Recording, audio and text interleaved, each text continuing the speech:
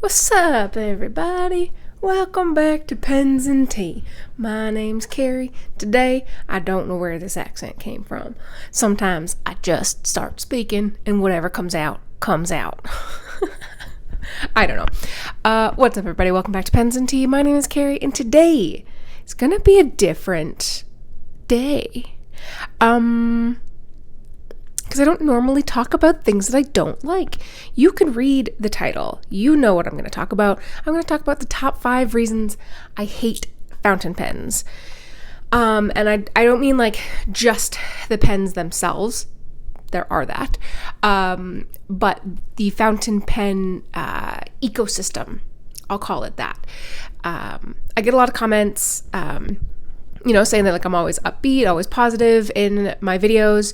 I get some comments from time to time that are not like that, but for the most part, y'all are okay. The people that watch my videos regularly, you're dope. But sometimes I don't love everything about the fountain pen world, and I thought, you know what? I don't talk about it. Let me talk about it. Just once. Because for the most part, you're right. I do try and stay pretty upbeat, pretty popular. Not popular. Positive was the word I was looking for. Freudian slip? I don't know. I try and stay really positive because the world sucks enough. I don't need to add to that.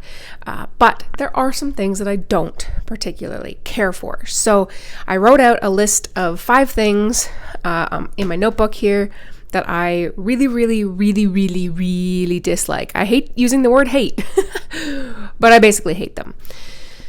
No particular order between all of these 5 things. They just all bug me. So let's just get going, shall we? So the first thing is inconsistent nibs. And I mean this in 2 ways. The first being like the inconsistent nib widths between brands, between pen models. Like if I want to get a fine nib, I want a fine nib. You know, like if I get a fine nib in a Japanese, so like a Pilot, Platinum, then it's going to write like an extra fine in a brand like Yovo or Bach. That's, from like a Western European nib. Even with just those, like even if you get Yovo nibs, for example, not every fine nib writes the same. Not every medium nib writes the same. And that is a big plus that a lot of people have with your ballpoint pens, your gel pens, your everyday run-of-the-mill stuff now. It's all consistent, whereas the fountain pens are not. Not only with the nibs themselves, the actual tipping material, which I understand is going to be very difficult to make them all perfectly consistent. I get that. It is an incredibly tall ask because a lot of it's done by machines now, but there is a lot of like finishing handwork that needs to be done. And it's really difficult to mass produce with 100% accuracy like a ballpoint pen. I get that. So just don't worry about it in that comment section. I get that. But it's really, really hard to try a pen brand that you've never tried before and not know exactly what you're going to get. Even if the nibs were 100% accurate, it's still a little bit difficult because your ink choice and your paper choice are still also going to play a factor in the end result with that nib width. So that's part of it. And then the other part of it is the inconsistencies within the brands themselves for pens writing dry, pens writing scratchy. There's a little bit of quality control that is missing from a lot of fountain pens. And I will say it is both getting better and it's getting worse as fountain pens, or at least as I'm starting to become more involved in fountain pens. And price point, paid no mind to that. It doesn't matter whether you're getting a $2 fountain pen or a $2,000 fountain pen. In fact, what blows my mind is that you're more likely to get a better writing fountain pen at $2 than you are $2,000. Blows my mind every time. But there's a lot of problems there that you can find many videos of out on the internet. I won't get too far into it today, but those are probably like my top ones. Like, I know I said in no particular order, but there's a reason why it was the first one I thought of, because it just drives me nuts. It really drives me nuts. There's just no consistency. The only thing consistent is inconsistency, which you do get used to the farther you get into it. But I'm going to skip actually a couple, because that actually leads right into what I had wrote down in spot number 4, is that it can be really intimidating for people to get into the hobby, especially North Americans, because our world is not built for it. I know in a lot of Asian countries and some of the European countries, it's still more prevalent, but in North America, it is not. Personal experience, not a single person in my real life knows what a fountain pen is when I first meet them or talk to them. Not one. I have met so many people since 2014 when I got into this hobby, and not one. No friends, family, friends of friends, nothing, nobody. So having that inconsistent stuff and all of this kind of things makes it really difficult to get into the hobby. And there's a lot of hurdles to get into the hobby. You not only need the pen, but you need the paper, you need the ink. I know a lot of companies, especially Goulet Pen Company, have tried really hard to remove 99% of those obstacles. And they have put so much time and energy and money into removing those hurdles. And I have to say a big shout out, big props. They don't know I'm saying this, by the way. I'm not being paid to say this, because they're part of the reason why I got into this hobby. I've told the story many times now, but I bought a Pilot Metropolitan on a whim one day, hated it, Googled what I was doing, and Brian Goulet's Fountain Pen 101 series popped up, and that started the show for me.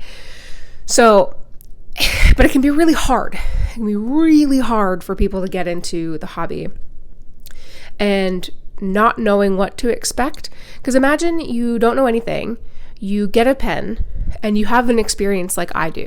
I think I'm one of the very few people that have had a terrible first experience with the fountain pen and continued on in the hobby and continued researching, figuring out what I did wrong. Most people will probably just toss it aside, move on, and pick up a ballpoint and carry on with their day. So I don't like how hard it is for people in North America to get into the hobby. So those are two things. Another thing I don't really like, and I guess it does kind of go hand in hand with people getting into the hobby, with it being difficult, maintenance of the fountain pens. 9 times out of 10, perfectly fine. Not really a whole lot of maintenance required. But there are some pens that are, I want to say bougie. They're typically the higher end pens that I believe honestly care more about their name than the actual quality of the pen that you get. But that's a whole other topic, that are so hard to clean. Like, don't give me a pen that I can't take apart. Don't do it, because I don't want to use it. There are a couple pens from a certain brand that are very expensive that I have since sold. I loved the pens. They were great. They were awesome writers. I loved the look of them. I loved the feel of them, quality, but I can't take them apart. And they're a pain in the dilly hole to clean. And I don't want to spend 45 minutes cleaning a single pen, because I gotta pull down the piston, pull up the water, push down the piston, pull up the water, and just for 45 minutes. No! There's a reason why a lot of people like TWSBI, for example, and why TWSBI, I think, began their popularity so long ago, because you can take it completely apart. Cleaning these things is a breeze. Now, yes, I know a lot of the things, like a Pilot Custom 823, for example, or a Lamy 2000, you're not supposed to take them apart, but you can. And they're not that difficult to take apart, and the chances of you actually destroying your pen, pretty slim. Like, I take apart my 823 all the time, for many years now, and it's perfectly fine. Now, I will say it does void your warranty, So put an asterisk on that. But if you're going to give me a vacuum fill pen, if you're going to give me like the Lamy, if you're going to give me a piston pen, let me take it apart. Seriously. I despise pens that you cannot take apart and clean easily. That's why I don't use my Visconti very often. And when I do, I keep it inked up for months and months and months. And I basically have the same general ink in them. Sometimes the brands will change, but the color is practically the same because you can't clean it perfectly. Like there's a little bit of ink residue at the bottom of this pen because I always put purple inks in this pen, which granted, purple is one of the most difficult colors to use, but it drives me bananas. And don't charge extra for a tool to take the nib unit off. No, I'm getting heated. But that's going to actually lead me to my next point. Can you tell I'm getting heated? I'm getting even more red. My next point brings me there. Things are getting more expensive for nothing. Now, granted, again, big, huge asterisks. I understand inflation. I understand the crazy world that we live in these days. Trust me. Remove that for now, because this was happening even before inflation went bananas. And again, I'm not talking the little bit of like price increases. Again, that happens every year. I'm not mad about it. Things get more expensive as things go on. But it almost feels like you have to really pay to play now. Like having to buy an extra tool to take nib units out of pens in order to be able to clean it properly, to maintain your product properly, in order to, use the functionality of the pen, you've got to pay extra for it. The prices are getting nuts. And I think part of that is not necessarily the end price point, but price point per value. Now, you can search this on Brian Goulet's channel as well. He talks a lot about the law of diminishing returns with fountain pens. That is a very, very real thing, where really, I think once you spend about, I would say like $50, what you get out of that begins to decline. Once you spend more than $100, I think it really starts to decline. Like when you spend $2 and then you spend $50, what you're going to get from $2 and what you're going to get is $50 is huge. And then you go from that $50 to $100 and you'll maybe go here. And then over $100, you're really only incrementing like little by little. Like, yes, you're still going to get a quote unquote better, that's subjective, fountain pen, but you really don't need to spend that much money. But things are getting expensive in the sense of back in my day, man, I sound so old. I could get a Pilot Metropolitan, for example, for, how much was it? I think it was like $15 or something like that when I first bought it. And now it's like pushing 40 in Canada for the exact same thing. And with that price, there's been very little innovation in the fountain pen world. There have been, and I know you're going to write those down in the comment section. I'm not saying there hasn't been any. But there hasn't been anything game-changing in a very long time. There hasn't been anything game-changing that is worth the extra dollars, I should say, in a very long time. And I think it's difficult to justify once you have a baseline of things. You have a few inks you like, you have a few paper things you like, you have a few pens that you like. It's very difficult to begin justifying picking up a new one from a purely financial standpoint. There are lots of ways that you could justify it, and that will get me into my last point in a minute. There are many ways you could justify it, but there are very few ways to actually financially justify continuing on in the hobby, which is kind of crazy. You know what I mean? I mean, like, look behind me. Look at the amount of paper behind me. This is just a small section. These are my babies, by the way. This is like one of my favorite series ever. They're all books. They're all fantasy sci-fi books. But every story is compelling. Every story, while has the same tropes, is compelling, is different. It's like fountain pens. Every pen is a pen. Every book is a book. Every pen has the same tropes. Like a piston filler is a piston filler. A cartridge converter is a cartridge converter. There's always some destined soul, some lost soul, some reluctant heroes, you know, all this stuff, you know, the farm boy that's the savior. There's always the same tropes. There's always the same things. But there are new stories to be told using those tropes. I feel like we're at a point now with fountain pens. There are no new stories to be told using the same tropes. I'm not leaving.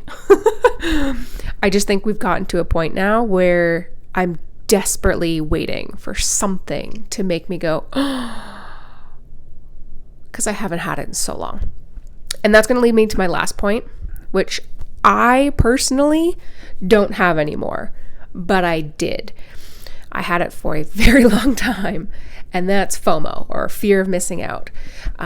Something that I greatly dislike and is actually happening to books now a lot with like special editions, especially from Broken Binding. They are the best and they are the worst because so many special editions are coming out now where you can only get it for a short amount of time.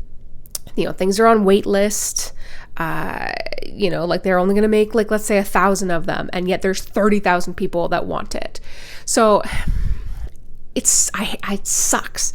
Now, a fountain pen is, I find, getting slightly better in the sense that there's less limited quantity pens, and just more like special editions. So like the Lamy Safari, for example, I just cleaned that out. Where did I put that? Which I just talked about actually in one of my new favorite pens. They're one of the best and worst for this, because they come out with like minimum 4, but usually more than that, like limited edition fountain pens every year. And this one thankfully has a lower cost to it, but like Visconti, for example, is terrible with that too, because they come out with some, they're super expensive. And people get FOMO and they spend money on pens they probably shouldn't or don't need. And then they get themselves into trouble, and then the cycle goes on and on. And FOMO is hard because, again, when you're getting into the hobby, it can be an obstacle. You feel like you're missing out on things which could make you resent the hobby. With the inconsistencies that you get in the nibs, sometimes you spend a lot of money on a fountain pen, and then you still have to have it sent away because the nib is terrible.